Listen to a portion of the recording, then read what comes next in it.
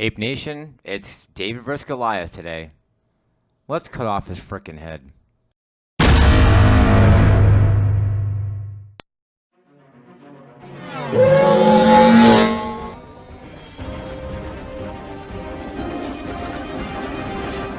And you just said that on camera. This going viral. I just want to thank all my new subscribers. Thank you so much for helping me pass 100. If you haven't subscribed, hopefully I can earn it today.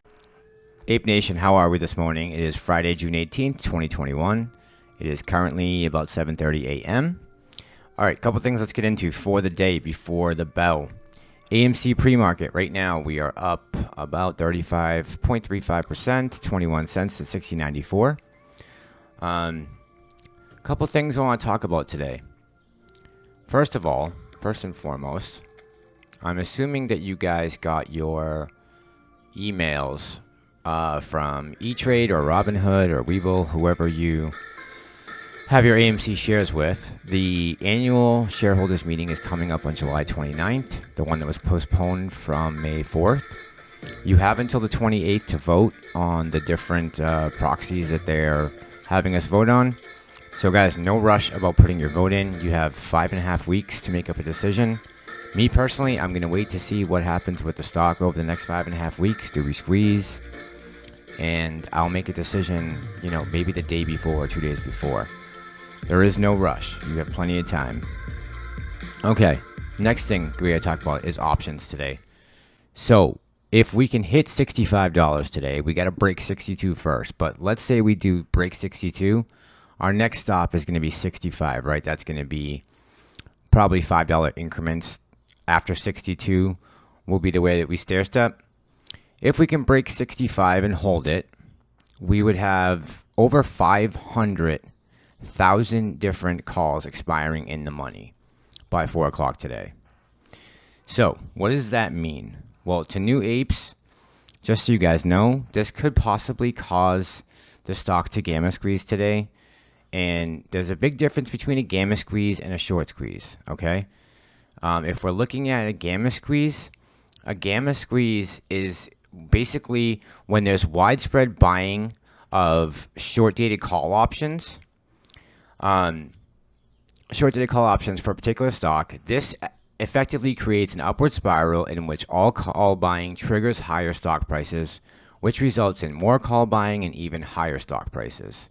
So basically, it's just a chain reaction, which could lead to a short squeeze.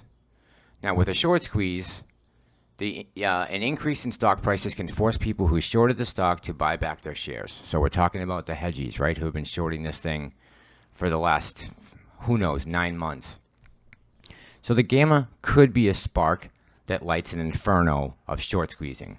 But it's not a guarantee, right? We have some different levels that we have to hit today before we can initiate this short squeeze. But could it be over today by 4 o'clock? Could we have started it? Possibly. It's definitely a possibility. At the box office, F9 has gone past 250 million internationally, overseas. So that's good news for us. We are getting the release of F9 next weekend, I believe the 25th. And I'm hoping that it's going to be our first $100 million opening weekend for a blockbuster. It would just be nice to hit that nice number of $100 million. So we can kind of get that feeling back before the pandemic of like big blockbusters coming out. And, always the question was, are they going to break 100 million this weekend? So it would be nice to see our first $100 million opening weekend. The closest we've come so far is A Quiet Place 2 a couple weeks ago. And we just went a little past half of that, 55 million. So keep your fingers crossed. This would be a great catalyst for AMC. It would just basically be a sign to the market and people in general, if we don't squeeze by the time next Monday's box office numbers come out, it could help us in eventually creating more FOMO to go back on a run again. So keep your fingers crossed for that and go see the movie if you like F9.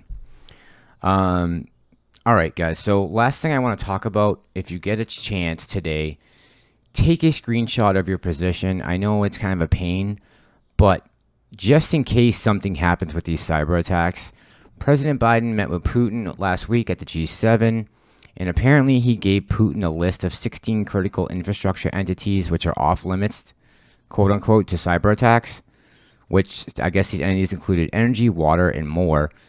I don't know if Wall Street made that list or if retail investors made that list, but take a screenshot just in case when you get a chance, just so you can have proof of what your position was in case something crazy happens at any point while we wait for this stock to go to the moon. And I guess finally, just guys, keep your head on straight today. It could be a very volatile day. Stay focused. Don't panic if we dip. Just hold your position. Let's see what happens. We'll probably have some resistance at 62. And then on $5 increments on the way up towards triple digits. Eventually, if we can pass 77, all-time high, then we could be well on our way. All right, guys, that's all I got for this morning.